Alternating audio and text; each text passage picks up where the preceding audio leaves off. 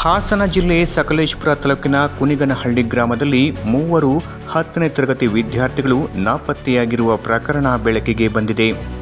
16 ವರ್ಷದ ಶರತ್, 16 ವರ್ಷದ ಧನಂಜಯ್ ಮತ್ತು 16 ವರ್ಷದ ಮುರಳಿ ಎಂಬ ವಿದ್ಯಾರ್ಥಿಗಳು ನಿನ್ನೆ ಬೆಳಗ್ಗೆ 7:30ಕ್ಕೆ ಶಾಲೆಗೆ ತೆರಳುವುದಾಗಿ ಹೇಳಿ ಮನೆಯಿಂದ ಹೊರಟಿದ್ದರು. ಆದರೆ ಅವರು ಶಾಲೆಗೆ ಹೋಗದೆ ನಾಪತ್ತೆಯಾಗಿದ್ದಾರೆ. 3 ವಿದ್ಯಾರ್ಥಿಗಳು ಆದರವಳ್ಳಿ ಸರ್ಕಾರಿ ಪ್ರೌಢಶಾಲೆಯಲ್ಲಿ 10ನೇ ತರಗತಿ ವ್ಯಾಸಂಗ ಮಾಡುತ್ತಿದ್ದಾರೆ. ಶಾಲೆಗೆ ವಿದ್ಯಾರ್ಥಿಗಳು ಹಾಜರಾಗಿಲ್ಲವೆಂದು ಗಮನಿಸಿದ ಶಿಕ್ಷಕರು ತಕ್ಷಣವೇ ಪೋಷಕರಿಗೆ ಮಾಹಿತಿ ನೀಡಿದ್ದಾರೆ. ಮಕ್ಕಳ ಬಗ್ಗೆ ಯಾವುದೇ ಸುಳಿವು ಸಿಗದ ಪೋಷಕರು ಆತಂಕಗೊಂಡಿದ್ದಾರೆ. ನಾಪತ್ತೆಯಾದ ಶರತ್ನ ಮೊಬೈಲ್ ಫೋನ್ ಕೂಡ ಸ್ವಿಚ್ ಆಫ್ ಆಗಿದ್ದು ಮಕ್ಕಳ ಜಾಡು ಪತ್ತೆ ಹಚ್ಚಲು ಅಡ್ಡಿಯಾಗಿದೆ.